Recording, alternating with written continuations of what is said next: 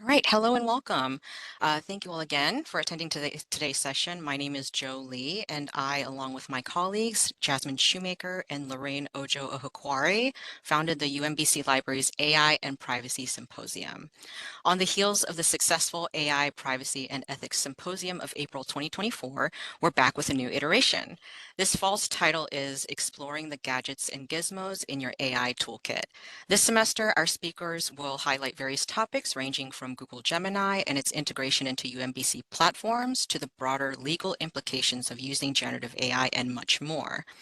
Remaining, we were intentional with the selection of our speakers, remaining mindful to include librarians, teaching faculty, and students from diverse backgrounds. Although this platform is not an endorsement of specific AI tools, we wish to create an open forum for attendees to learn and interact with this ever-evolving and impactful topic. Our series would not be possible without the contributions from the following centers, departments, and organizations: the Hackerman Foundation, UMBC's Division of Information Technology, the Center for Social Science Scholarship, UMBC Center for Artificial Intelligence, the Department of Information Systems, and the Department of Computer Science and Electrical Engineering. Today, we welcome Nina Simone Edwards, our third speaker of the series. Nina Simone is a lawyer, privacy researcher, and library and information science graduate student committed to building liberatory surveillance-resistant information ecosystems. She received her JD from Georgetown University Law Center and her BS from the University of Tennessee at Chattanooga. She is currently pursuing her master's in library and information sciences from Catholic University. Nina Simone was also a Fulbright Scholar and an editor for both the Georgetown Law Journal and the Georgetown Law Tech Review, as well as a student attorney with the Intellectual Property and Information Policy Clinic, where she brought her creativity, previous experiences, and passion for community advocacy to help her clients. Her work explores how layered vulnerabilities rooted in race, class, gender, and digital access intersect with privacy and cybersecurity harms. She has tackled these issues across regulatory, academic, and grassroots spaces with a particular focus on surveillance technologies that disproportionately target Black communities, immigrants, and other marginalized groups. Nina Simone's presentation today is titled Beyond the Hype: Embedding Ethics in AI Policy for Libraries and Higher Ed. We welcome questions in the chat throughout the session, and we'll answer them at the end. Please feel free to send a private message to either myself or one of my colleagues, and we'll be sure to ask them after the presentation. Without further ado, I'll turn it over to our speaker. I am just going to share my screen. Okay. All right. Can everyone see that? Okay, great. Beautiful, beautiful. I am Nina Simone. It's so great to get a chance to talk with all of you. My bio mentioned, which I forgot that was my bio, so it's so fun to learn about yourself. I am a lawyer. I currently work at Georgetown Law's Tech Institute, and I am a library student right now. So there are things that I have noticed as I've been in my studies that I think is just really important to think about. I'm thinking obviously more from like the legal perspective. And so I am really excited to kind of like bring that expertise in. And also in my career, I'm applying for jobs right now at a variety of law libraries. So so you all might have more experience. Well, you will. I've been reading the chat. You do have more experience than me, like in the actual library setting.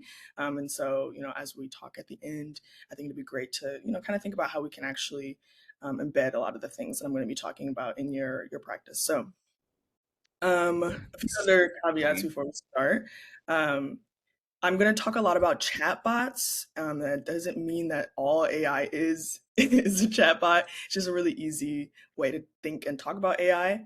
And then again, I'm going to be talking a lot about libraries. But if you just don't work in a library, or you only like to frequent libraries, this can apply to a variety of institutions. So just an agenda. I'm going to talk about like why I wanted to talk about the things I'm going to be talking about. I'm going to talk about the AI hype as well as the reality of AI, the law of the horse and privacy law. I'm also going to talk about, which sounds a little crazy, but we'll get into it. I'm also going to do a review of a current AI working document. It's going to be very brief, but I just want to talk about that. And as I'm doing that, I'm going to talk about informational justice, and then I'm going to give some recommendations, and some of which are from the Library Freedom Project, which I've seen some people in the chat that are from that amazing organization that I so happen to be a part of as well. So I'm excited to get started. So why does this matter? Why is what I'm talking about matters? I think when we're thinking about the AI hype, that's kind of what inspired this talk, as well as privacy and ethics. I'm really passionate about privacy. A lot of times, a company might be complying with a privacy policy, but there are a lot of things that they're doing that is unethical as well, and then vice versa. And so I think also drawing out privacy is really important, making sure that's followed, but knowing that you can't loop one in, and like without fully addressing both, to make sure that your patrons are not being harmed in any way. So the question that's going to be kind of guiding this talk and hopefully our discussion at the end: what are the privacy and ethical concerns that are thought of when thinking of implementing AI, and are they accounting for the particular harms of AI? So what is AI? If I knew I wasn't going to be talking for a really long time, I would ask you all to define it yourselves in the chat just to see what you would say. But I'm going to be running with this definition: computer systems performing complex tasks, normally done by human reasoning. It's pretty simple, but I think something that it's really illustrative of the different ways that AI is being used, just so that we know that it's not just ChatGPT and Claude or Perplexity and whatever else. This is from our Pew Research study in 2023. It says half of Americans or more are aware of the common uses of AI, but fewer can identify AI's role in all 6 examples. And so if we were in person, I would have quizzed you and made you raise your hands. But going through this, wearable fitness trackers that analyze your sleep, obviously a chatbot, whenever you get product recommendations, any security cameras, if you guys have a Ring camera, that sends an alert, your, again, music playlist recommendations, and then your email service that categorizes an email as spam. So all these things are using AI. And then obviously you can think of a lot of analyses that can be done with AI. But it's just important to know that in our everyday lives we're already encountering AI, and so it's more than just the very popular tools that we see in the news every day. And so that leads me to thinking and talking about the AI hype, right? And so these are just a few of some headlines that I just pulled. How AI can guide us on the path to becoming the best versions of ourselves. AI transforming the world, changing the world, beyond doomsday. Why AI promises a brighter future. And so obviously when we see these things, you're like, oh my gosh, I do want to be a better version of myself. That sounds amazing. Let me, use this tool to do that, right? I want a brighter future.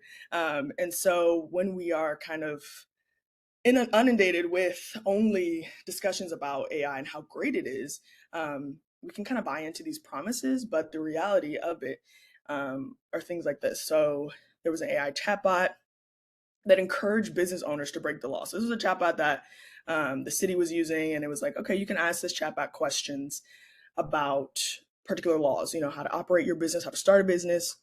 And it was making things up. They would ask the chatbot, hey, like, can I do this thing? And it was like, absolutely, you can, yes. And so the bot, as many of us at least know, AI hallucinates and makes things up all the time. But then we also have, more insidious uses as well with discrimination. This is just one case of employment discrimination where this is an AI powered software, it was recruiting software, and based on the data that it had, it just automatically rejected applicants that were above a certain age. And so there are a lot of other issues with AI, of course, racism, huge environmental impacts, gender bias, work slop. I don't know if you guys have heard this term yet, but it's just basically if you integrate AI into your workflow. Work slop is where you get something that is AI generated and it doesn't make any sense at all. And I have personally encountered this, and so this is the official term for it. Um, And so then obviously it slows you down, right? Then you have to start all the way over. You're like, what is this essay that I just got that has nothing to do with the job that we're doing?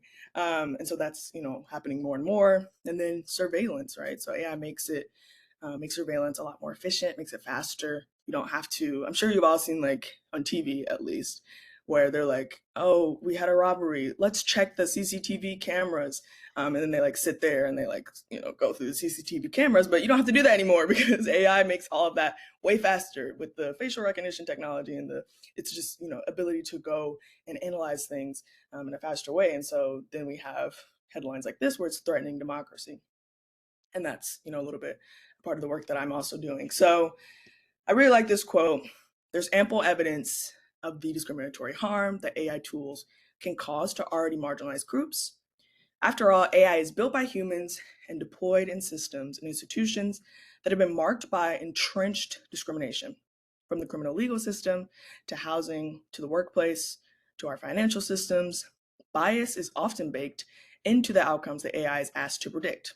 Likewise, bias is in the data used to train the AI, data that is often discriminatory or unrepresentative for people of color, women, or other marginalized groups, and can rear its head throughout the AI's design, development, implementation, and use. And so I really like this particular quote. I think it says it better than I could, at least. Um, and that we just have to recognize this. We have to know that this is the reality of AI right now. Um, I was talking to someone and he was saying, I really want. I'm actually not even going to disclose like where he works because I think you all might be concerned. But he was essentially saying, I don't want to have to. Essentially, what he was explaining to me was like his workflow was, if you send an email, there's an email that everybody has access to for like queries. I think this is like pretty common in a lot of institutions where like everybody can just email that one email, and then everybody has access to that email address. And so he was like, I want AI to be able to, answer the easy questions. And I want AI to, tell me, what's the question that is asked the most. And so he was like, I've done a lot with a lot of softwares. Like I've integrated a lot of different softwares into this institution. So it shouldn't be that hard. I'm just going to do like the same processes. But unfortunately, with this reality of AI, we can't think about it in the same way that you would think about implementing other technologies. And it's because of these unique AI harms. And so I know I just went in and I was like, AI is horrible and sad, but I think it is important to realize, that it's not just a cute little bot that is responding to you. It's not just, super, super useful statistical analyses. All those things might be true, but unfortunately, AI also comes with the amplification of a lot of harms that many people have been experiencing. We just can't think about it the same way. So I'm going to pivot now and talk about this is something that I wanted to talk about after I first discussed this with Joe and Jasmine and Lauren about this presentation, which is like what is happening in the law when it comes to this, right? Like we might think that perhaps we have more protections within the law, hopefully, right? And especially with the fact that a lot of institutions are relying on vendors to supply their AI software, their AI chatbots, their AI tools and systems and things like that. So I think it's important to at least get a little bit of an understanding of what's happening in the law and like how tech law scholars are and, Congress people and everybody else policymakers are thinking about the law, because those are the laws that the vendors are supposed to be following, at least, right? Like you could assume that they're following something. We can hope that they're following the law. So I wanted to talk about what's out there and what's not out there. And so there's this concept called the law of the horse. I don't know if anybody has heard of this concept before. I can only see a few of your faces, so we'll say that you haven't, and I'll just explain it. And so there's a judge. He was a judge in the Seventh Circuit, Frank Easterbrook. He was on faculty at the University of Chicago. And so at a 1996 cyber law conference, he brought the law of the horse to that conversation. So he didn't come up with the concept, but he was like, we need to talk about this because you guys are going way too far with your discussions of cyberspace and the law. And so basically, this is what he said. So he said the best way to learn the law applicable to specialized endeavors is to study general rules. Lots of cases deal with sales of horses, others deal with people kicked by horses, still more deal with the licensing and racing of horses, or with the care veterinarians give to horses, or with prizes at horse shows. Any effort to collect these strands into a course on the law of the horse is doomed to be shallow and to miss unifying principles. And so basically what this is saying is that instead of, focusing in specifically on a particular piece of technology, we already have a lot of general laws that could apply to that technology. Now, I don't think that he would agree with this statement today, but I think this is kind of what we're still grappling with in the law. And so, do we need an AI law, or are there laws and rules that already apply and could already apply to AI? And so, to give an example that I was given actually while I was in law school, was an automated car. Let's say that car hits someone, right? And so I'm sure we've all seen the billboards with like injury attorneys, right? So there's a lot of laws, civil and criminal, related to like injuries of some sort. Um, and then there's like product liability for the car. And so then do we need like an automated car law, or can the things that just happened that I just described, can they, fit into laws that already exist? And so unfortunately, what we have is that AI doesn't easily fit. And because of the unique harms, it's important to recognize that A, they don't fit, and B, that we might need to get a little bit more specific. And so when you're thinking about things like proxies and bias, we think about things like APIs and source code, procurement and contracts, there's already anti-discrimination law. There's already IP law, copyright, trademark, patent, things with trade secrecies. There's already contract law. But AI does not fit in any of these things. There's a lot of unique, specific harms with AI that we have to account for, and that's not accounted for in these laws. And so we're kind of still figuring that out in the US. And I'll use privacy law as an example. And so with privacy, um, it's easiest, I think about, where do I get my privacy rights? Maybe you think about the Constitution. So the Fourth Amendment, we have a right to be secure against unreasonable searches and seizures. This is specifically for governmental intrusions. And so if it's against unreasonable searches and seizures, that means that there are reasonable searches, right? And so a search becomes reasonable when there's some sort of judicial approval. So like a warrant, subpoena, court order, whatever it is. And so this is a really important case that I cited here, Katz versus United States. This is a really, really important case within privacy law, as we kind of understand it. And so it says two things actually. It says the Fourth Amendment can't be translated into a general constitutional right to privacy. And then it also says that the right to privacy is left largely to the law of the United States. So this was a case that was this came out in 1967, and so we're still following this. And so now we have things like consumer privacy laws, and so it's state by state. And so I just took a screenshot. This is from IAPP, and you'll have all of the links and everything in the slides that are sent out. But I took a screenshot only at the top because there's so many bills that are constantly coming out, and California was the first one. And so these laws follow a notice and choice model.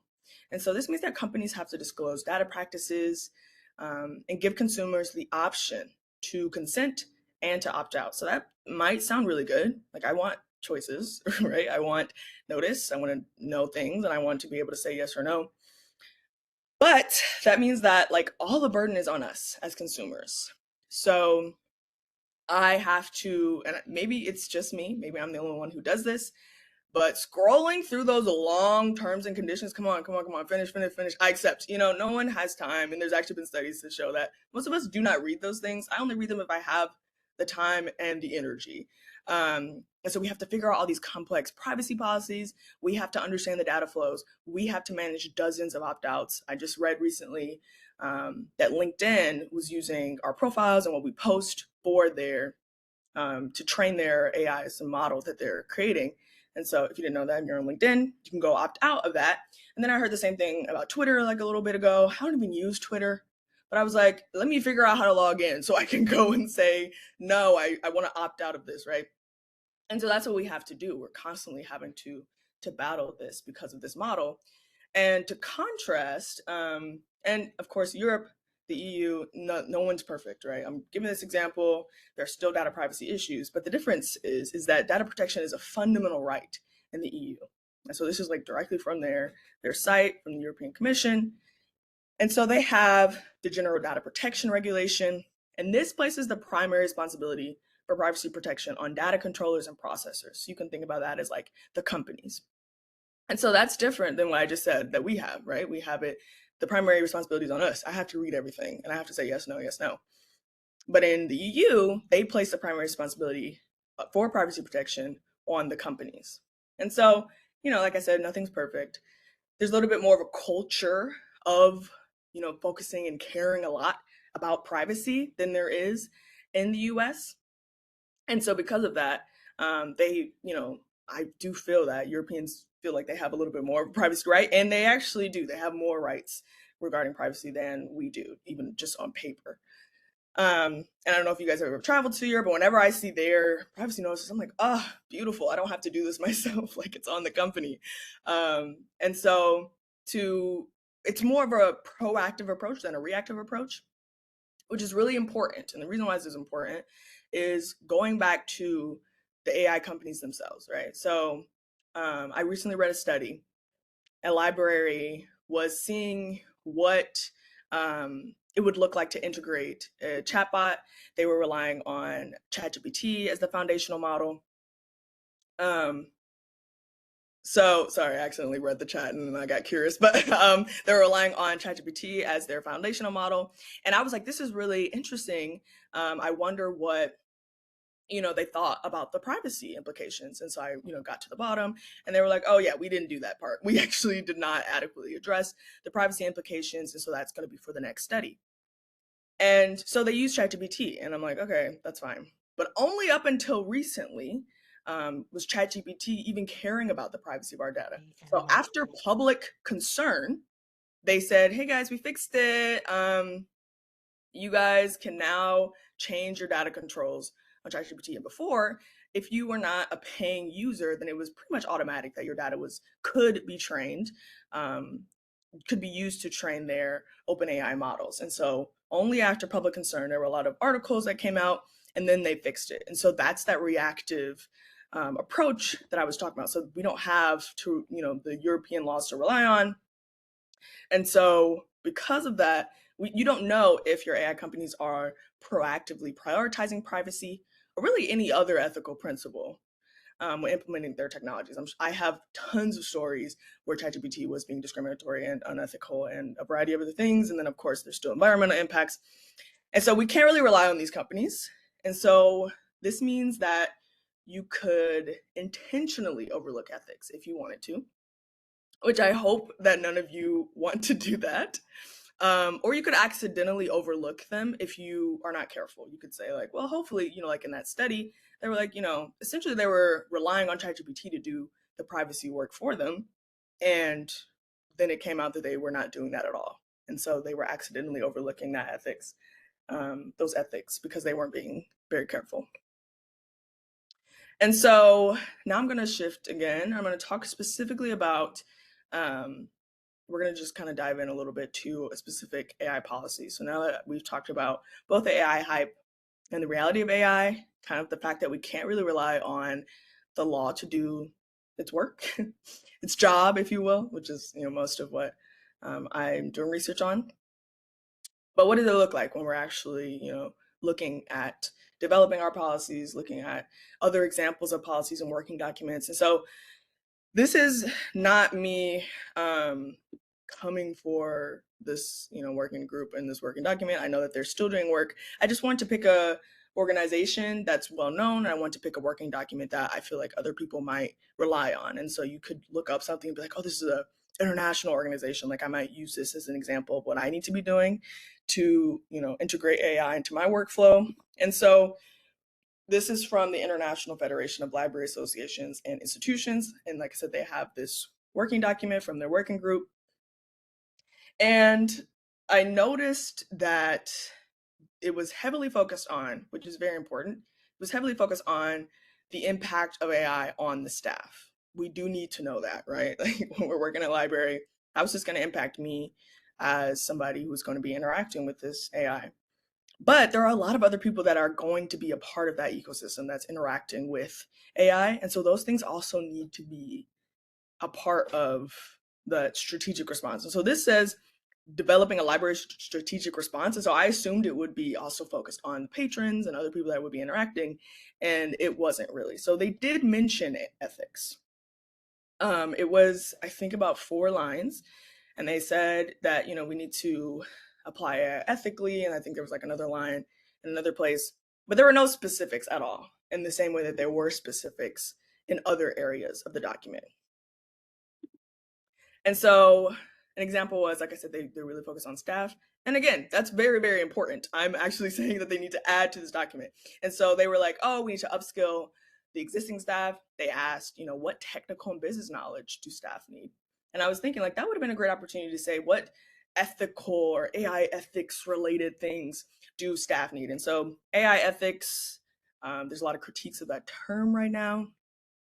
Obviously, we don't want the things that we're doing, and even the things that I'm talking about, to just be procedural checkboxes, which, a lot of these processes, a lot of these discussions are becoming.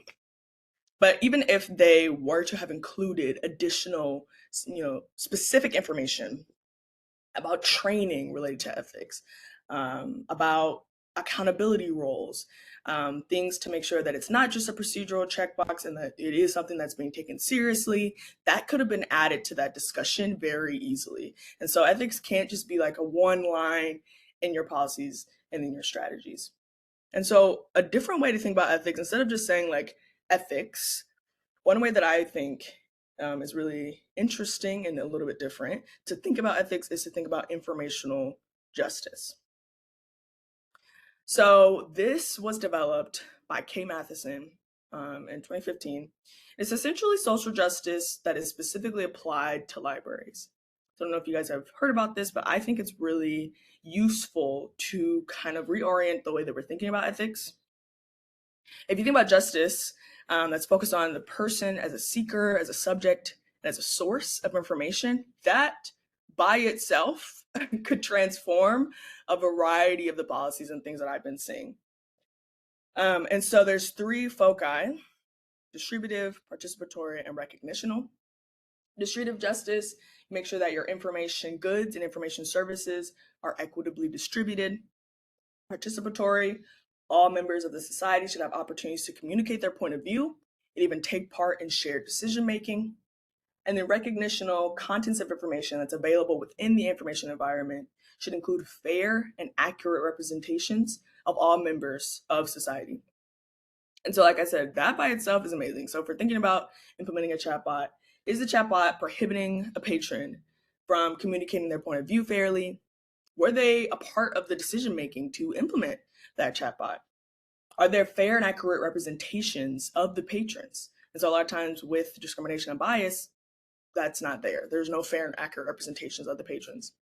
And then again, with equitable distribution of the information, with bias and discrimination, if those 2 things are there, that means that there is no equitable distribution of information.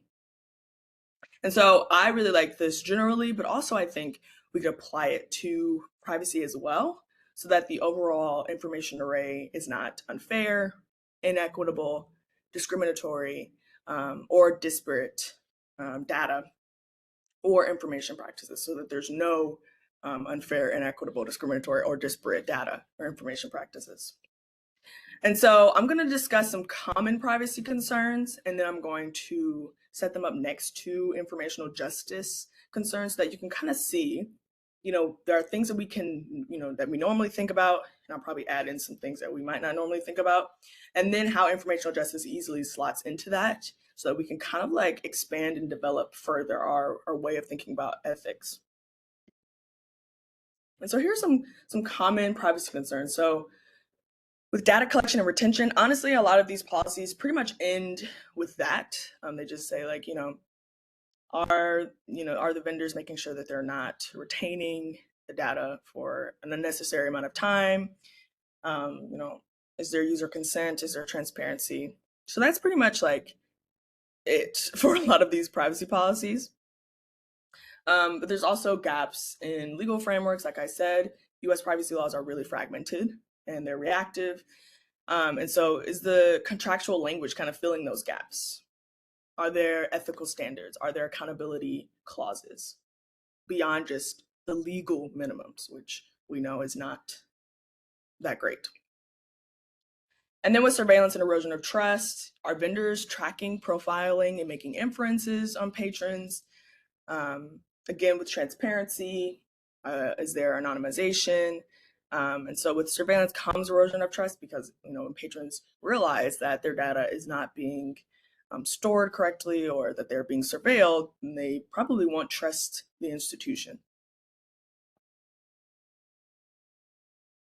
And so putting these next to each other with all three of these things, you have the fact that certain groups might be disproportionately surveilled, subjected to invasive data practices, or the data collection practices themselves could exacerbate existing inequities. So, like patron data could be used by a malicious actor to pursue discriminatory motives.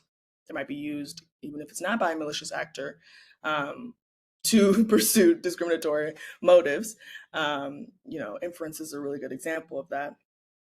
But then also privacy policies, they could have an inadvertent impact if they don't adequately account for diverse needs and vulnerabilities.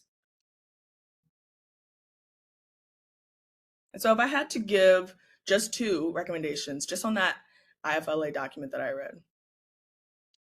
And so if you're addressing the impacts on library operations, if you're focusing on informational justice, if you're focusing on the patron as a seeker, as a source, and as a subject of information, then you would want to do an analysis of how each AI application impacts the patron. And then in their SWOT analyses, they had a lot of strengths. And they also had a lot of weaknesses, but their strengths were more filled out, I noticed. But they didn't include any in-depth ethics, privacy analyses, and they definitely didn't include any informational justice values. And so that should be like all throughout these analyses, right? And so I'm going to talk about what I just talked about was informational justice. And so that's something that is a little more scholarly, a different way to think about ethics. But what I really like about this resource from Library Freedom Project, like I said, I'm a part of the org. I'm tooting my own horn. I didn't make this, but I really like this because it gives you two different ways to first think about AI, which a lot of this I've already talked about, but then specific questions to ask. So some of it does relate to informational justice, and some of it is just questions that you can just add really quickly in if you don't want to, think too deep about it. This resource is already giving you some of the questions that you can start asking today. So ethical issues, why we should care about AI. It talks about like what are some ethical issues of AI, how it's made, the systems are opaque. And I didn't mention a lot of these things about how it's made, but trained on illegally scraped copyrighted material, exploitative labor is a really big thing. Obviously, environmental impacts, what it creates. I talked about surveillance, I talked about bias. So I was really focused on like the impacts and what it creates, but we also do have to think deeply about how these systems are made as well. And then how we approach it. Like this says, and like I mentioned, very little regulation or oversight in general, but this is about the creation and use. There's a well-funded hype cycle, which we talked about. And then even reliance on AI is already shown to negatively impact our cognitive abilities. I did just read a study on that as well. And so this is just a half of the talking points. What I also really like about this document is the fact that it divides up the different groups that you can talk to and about. And so all of these groups include people that are subjects, sources, and seekers of information. So you could think about it like that. You could think about it as just their titles. And so with administration of board members, there's liability concerns. With IT, data usage and privacy concerns. With staff, is this tool actually making your work easier? Is that work slop idea that I talked about earlier? And then with patrons and community members, AI has significant environmental impact. It will soon become hard to identify what is real and what is AI, right? So these are things that you should definitely be talking about. And like I said, if you weren't taking notes before, take this, please. Screenshot this right now, so that you can, and like I said, all these will be in the slides, but the sources will be in the slides. But this is a really easy way to immediately start thinking a little bit differently about AI. So if you listen to nothing else that I have been saying, take this. But there's also other things to consider. So resisting blanket policies. This is important for a variety of reasons. Context matters. So again, thinking deeply about the different dimensions of your patron as a seeker, as a source, as a subject of information. But then there might be legal and ethical inconsistency. So if you're relying on the law to tell you, what you need to do with your data or with really anything related to your AI, I would just, that might not be the starting point because laws are evolving and changing literally daily. We're still trying to figure things out. Like I said, we're trying to figure out, do we want to be general? Do we want to be specific? And so you can't really rely on that. So you need to have very clear standards and a very clear approach. You could even adopt like a tiered or a context-based retention schedule. So like anonymizing data after 30 days, and then you're retaining like administrative information. But we have to make sure that it's like a purpose-driven and proportionate policy as much as we can, right? Obviously, you're not going to be able to know everything, but as long as you're thinking, how can I protect the patron or the student as a subject, as a seeker, and as a source, those are three different things. And so those are different ways in which that patron, that student is impacted. And so you could be thinking a little bit differently, even if you're not going to obviously protect perfectly every single individual person. So focus on procurement standards. That's also very important. So we have to embed ethics into these standards in particular. Hopefully you have procurement standards. So that's the first step. But you want to build ethics into that procurement process. And so even before you deploy or actually integrate that tool, that software, whatever it is, you want to make sure like you're really thinking about your privacy, your transparency, your fairness, your accessibility. So you want to require documentation and transparency. These are things that you can ask the vendor specifically, like, what is all this? Like, what are y'all doing? And tell me specifically what you all are doing. Because, they want business. And so you have a right to ask them these questions. And they have a lot of that information, especially with some of the evolving laws. And if they are involved at all in Europe, I promise they have a lot of information because they have to submit that information to the various data protection commissions. You want to make sure that they align with your institutional values, obviously, but you also want to include evaluation and oversight mechanisms as well. And so your contract should require assessments before implementation and then allow for periodic audits as well. And then with student, faculty, user, patron transparency, I might be the only one who feels like this, but whenever I get online or I'm talking to someone who I think is a person and it's a bot, I feel betrayed. So just the very least for that, we, deserve transparency. But in general, given the unique AI harms, students, patrons, faculties, users, they do deserve to know when they're interacting with AI. They do deserve to know when AI is going to be interacting with them and their data, even if it's behind the scenes. And so that can just be like a little quick note. But it also holds you accountable as well. If you are posting that, then students are going to be like, hey, what does that mean, right? Like, what are you doing with my data, right? So that means that you also have to be sure what is happening with the data and what your policies actually say. So I am going to end there. Let's stop sharing my screen. Oh, yes. Thank you, Allison, for sharing the source. And yes, Allison, thank you for sharing the specific questions to ask vendors. Yes, so please go into the chat if you didn't screenshot what I had, but I'm going to add those to my slides as well. But yeah, I don't know if anyone had any questions or any thoughts.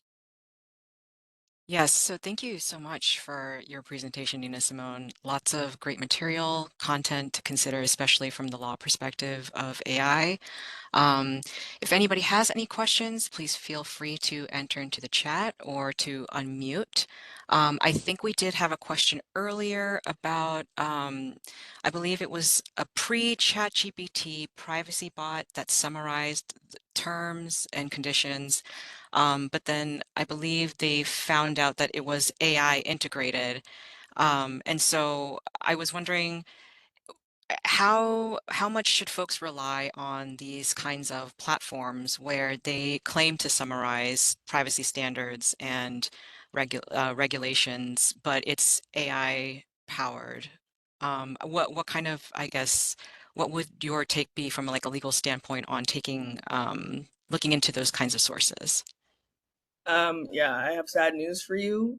Do not, I would not rely on those at all. I think it would be easiest to find the really talkative attorneys. There are a ton on LinkedIn, and they will summarize these things for you. I've seen a lot of them um, that will say like, "Oh, this new, the EU AI Act came out," and some man read it in like a day and a half, and it's like I feel like it's close to 1,000 pages, but maybe I'm being dramatic. And he summarized that on LinkedIn, so I didn't have to read the full thing. So I would rely on things like that, like maybe like looking for real people who are doing the summaries, only because there are a lot of people who are have been disbarred for relying on AI to do any type of legal thing, and a lot of times it is like a summary.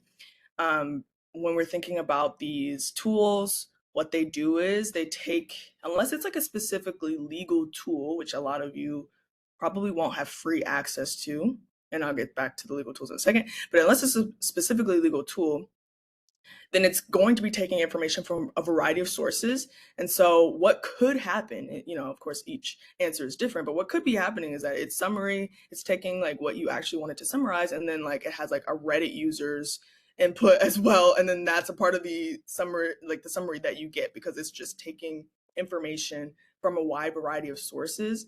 Because that's what it does. It's pattern recognition. That's literally what it's made to do. So it's not going to say like, oh, I know that that's not, that unless you're very specific with it, but then it's still not going to get it perfect. So I would say like, don't rely on things like that. Even with the legal tools, though, those still hallucinate. To this day, there's now an actual court case that cites a fake citation that a chatbot made up. So I just think when it comes to the law, it's just really difficult, and unfortunately, that's why people pay thousands of money to go to law school. They do train us to, think a little bit differently, to write differently. And so there are just things that like, and I have tested it because I'm going to be a law librarian. And so I have to teach students on this. And I'm going to give a presentation like literally next week on some of the AI tools that we have for students and for lawyers. And I still tested it, and these are the ones that have been improved and are better, and they're supposed to be able to summarize a law even better. And I just recently tested it so that I can put it in my presentation. It's still wrong. It's still completely wrong. It's still relying on what random people are saying online. And so I was like, why did you add in, I just talked about the Fourth Amendment. It was talking about other amendments related to privacy, and it's just not correct. Does that amendment exist? Yes. But adding it into that answer was not, it's just not correct.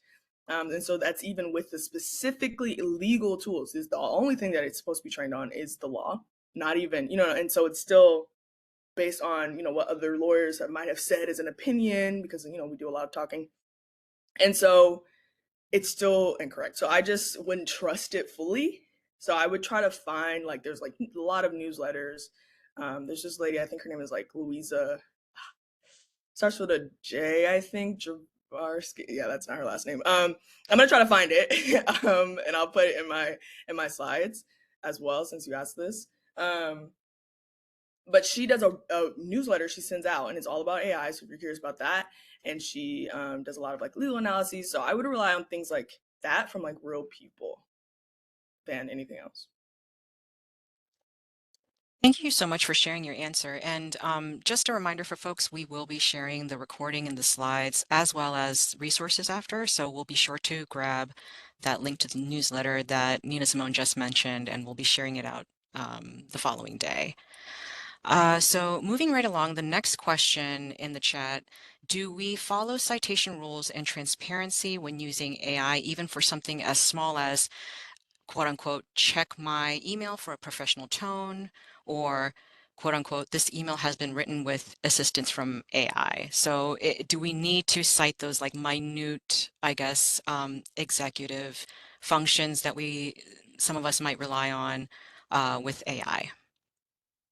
I think it's nice to do that. I will say within the law, we have added an entirely new section within our blue book, which is like our citation book for citing AI. It's insane, but that's what happens when you let students do stuff because they're children. But it's crazy what they want us to cite now when it comes to AI. But like literally, like Google searches is now you have to. Anyways, I will say this. I think as society is progressing, things like that will just become like a part of daily life. And I say that because I use spell check all the time and I never say, thank you, Microsoft, for doing my spell check. And that's machine learning as well, right? I'm sure a lot of you use Grammarly. Now they also incorporate specifically like an AI tool in addition to like just the general machine learning that they were doing before, which was still technically AI, but they are now saying, hey, we're using AI, you know? So, you know, you didn't cite that. I think when it comes to sources, that's where you want to be careful and that's where you want to do more citation. This is just my opinion. Um, but I think like if you're like, oh, I just needed some help like with my wording, like I feel like we've been doing that like with on Microsoft Word, not even accessing the internet. You know what I mean? So I think like eventually it will just become like a part of our day to day to do things like small things like that using AI tools specifically. So I don't know. I personally wouldn't worry as much about that. Now, if you're, you know, if it wrote the whole email, that's different. But if you wrote the email, then you're like, you know, did I spell this word right, or should I move this word over here? Like that's the kind of things that we've been doing. And so I think that is fine. But like sources, yes, I used this as a search engine, or I found this through ChatGPT, and like I've noticed that a lot of people don't realize that when you get a source from ChatGPT, it has ChatGPT in the link. I've seen that a lot actually, and so I think that's important to cite. But we all have different citation rules and things like that, so I would go with whatever the official authority is. But that's just my opinion on how we're kind of using AI today. Yes, thank you so much, Nina Simone. That answer makes a lot of sense to me. Moving on to the next question. Years ago, there was a quote, privacy nutrition label, unquote, movement to summarize terms and conditions in a user-friendly visual format. Would something like this work here, especially if it was legally required? Would something like this work here? Like if it was an actual tool that did that? Who asked that? Can you unmute and tell me what you mean? Yeah, as far as I can, as far as I can tell, I Uh, think that's what they were asking about. Sorry Oh, about that. Yeah, I think I meant basically if it was like on a website. In other words, if there was a like a small area on the website that showed that. Oh, like it just gave you like a summary of what's in the privacy policy. Right. Yeah, I mean, the issue is that privacy policies are kind of like contracts. There's a lot of discussion about this. And so if you think about it like that, and like let's say you were entered into a contract with someone, like I don't know if you would be comfortable like with just a summary of the contract. Like you would probably want to know a few more details. So I think those are useful. I have seen a lot of tools that do that, and I think it is useful. But it doesn't get everything. Like there's always going to be something in there that's like really, and this is me from a lawyer's perspective. I'm scared for some reason, but like that doesn't like read through everything and catch like the little small things. That's my only worry is that like we just have to make sure that like the little things, it's like, oh, and by the way, yeah, your data will be retained for 30 days after you said that you didn't want your data to be retained. Like there's all kinds of stuff I've seen. And I'm like, wait, if it says I can take my data out, why does the next line say that it's going to still be retained? And so those are things that like I would just be worried isn't a part of the summary. And if you're relying on the summary, then you'll be like, yes, I did it. And then it's like still in the policy, you know? So I think those things are useful if you just want to like, a quick summary, but unfortunately I would never say that it's like the best way to go about it. Thank you so much again, Nina Simone. Our next question, have you ever shared this information, your presentation, with students or in student spaces? And if so, what were their thoughts on this information about legal ethics and the legal aspect of generative AI? No, I never have with students. The thing is that a lot of what I'm saying, like most of it was I was taught while in my like tech specific classes. So a lot of them might understand this. The issue is that a lot of law students don't really care about ethics. Surprise. So I don't know if they um that is something that I can do, like tailor it specifically to like AI and ethics. That's something I'm like talking about actually now with some of that I work with. But no, I haven't yet had that conversation. But a lot of this is in the certain classes we do talk about stuff like this.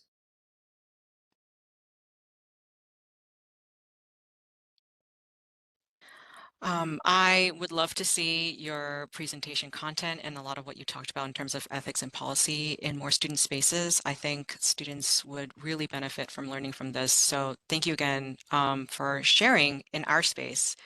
We'll be sure to have the recording available in our LibGuide and our research guide for AI. So hopefully it'll be able to reach our community members that way. Last question, as far as I can tell in the chat, have you seen any studies or conversations about AI tools that are built on a curated knowledge base? I'm thinking of tools like the Sci-Free AI or the Science Direct AI research assistance tools. I have not seen any studies, but most of what I deal with are the legal AI tools that are based on that curated knowledge base, which is like the law. But no, I don't want to talk on like the science AI because I don't know anything about it. But like I said, it's still difficult to know if the AI and its response, because it's just a large language model, is it giving you the answer that you actually need and that you're actually looking for? And so we still are not sure about that today. Like, while I'm having a conversation, I'm answering your question, and like ChatGPT or Claude or whatever, they probably would have answered a lot of what I said in a different way, and it might not have been quote unquote incorrect.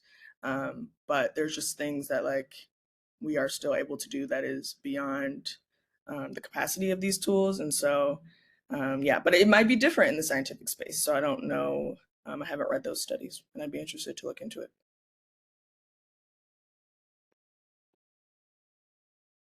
Thank you. Any other additional questions, please put them in the chat or unmute. I do have a question from someone who is also interested in legal research, especially surrounding AI. Mhm. Um, with the White House that released the America's AI Action Plan in July 2025, and I can link that in the chat. It emphasizes accelerated adoption, removal of quote unquote onerous regulations and other ethical considerations in favor of eliminating what they said, quote unquote, liability that unduly burdens AI innovation. So Mhm. with this, which directly conflicts what the previous administration had put out, Yeah. back in 2022, what course of action or considerations would you recommend to higher ed institutions or and libraries that are trying to draft policies around AI use without sacrificing safe data practices, privacy, and Mhm. ethics, especially for the sake of our community users? Yeah. I mean, it's a good thing I read this document. I probably wouldn't have spoken on it. I've only read it once. I can't do it again to myself. But